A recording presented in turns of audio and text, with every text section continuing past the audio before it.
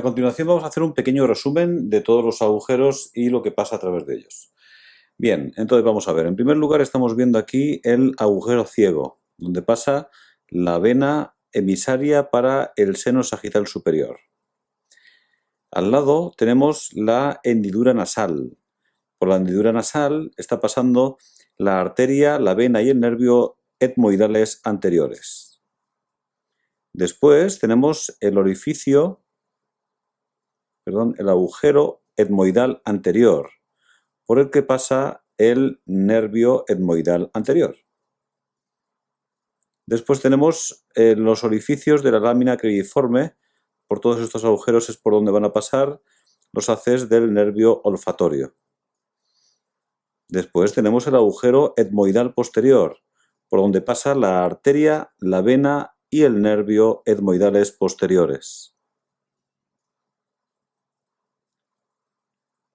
Bien, después vamos a tener el conducto óptico. En el conducto óptico va a pasar el nervio óptico y la arteria oftálmica. A continuación vemos aquí la fisura orbitaria superior, por donde pasa el nervio oculomotor, el nervio troclear, los ramos lagrimal, frontal y nasociliar del nervio oftálmico, el nervio abducens y la vena oftálmica superior.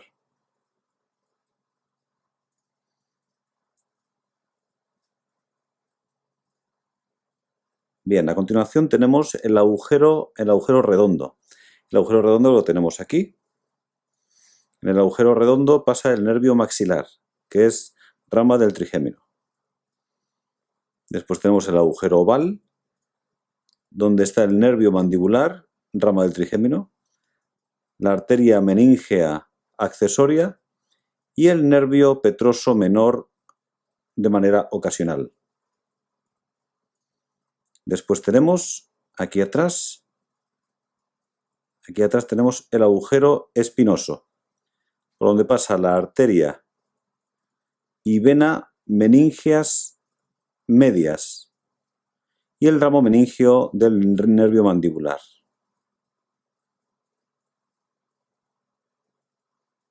Se ven aquí esos tres. Después tenemos un agujero que es inconstante, que es el agujero de Vesalio. El agujero de Vesalio va a haber una pequeña vena emisora, lo tendríamos aquí.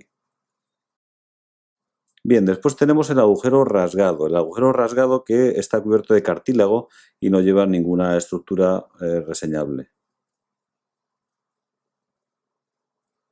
Después vamos a encontrarnos el hiato del conducto del nervio petroso menor, que lo tenemos aquí, donde van a estar pasando el nervio petroso menor y la arteria timpánica superior. Y justo por delante y hacia medial tenemos el hiato del conducto del nervio petroso mayor, por donde pasa el nervio petroso mayor. Después, hacia medial, tenemos el conducto auditivo interno, por el que van a pasar el nervio facial, el nervio vestíbulo coclear y la arteria laberíntica, además de la vena laberíntica.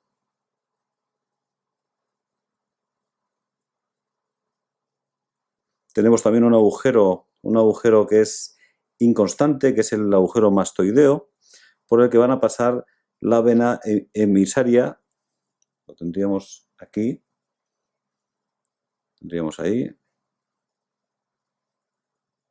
Vamos a tener la vena emisaria y la rama de la arteria occipital. Bien, volviendo un poco hacia adelante, tenemos el agujero yugular. En el agujero yugular, giramos un poco.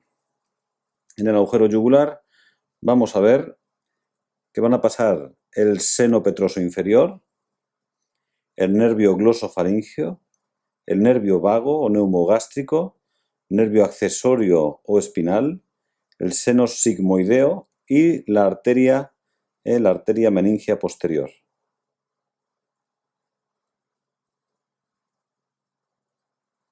Bien, también a este nivel, un poquito más lateral, tenemos la abertura externa del acueducto vestibular, donde hay un conducto endolinfático.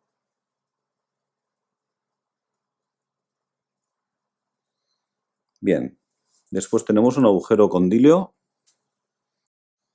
aquí atrás. El conducto condilio va a llevar la vena emisaria y rama meníngea de la arteria faríngea ascendente. El conducto del hipogloso, que lo tenemos aquí, el conducto del hipogloso, donde pasa el nervio hipogloso. Y el agujero magno, por el que van a pasar, además de la médula espinal, médula oblongada, vamos a tener también las meninges y también las arterias vertebrales, las venas y las estructuras que ya desarrollamos.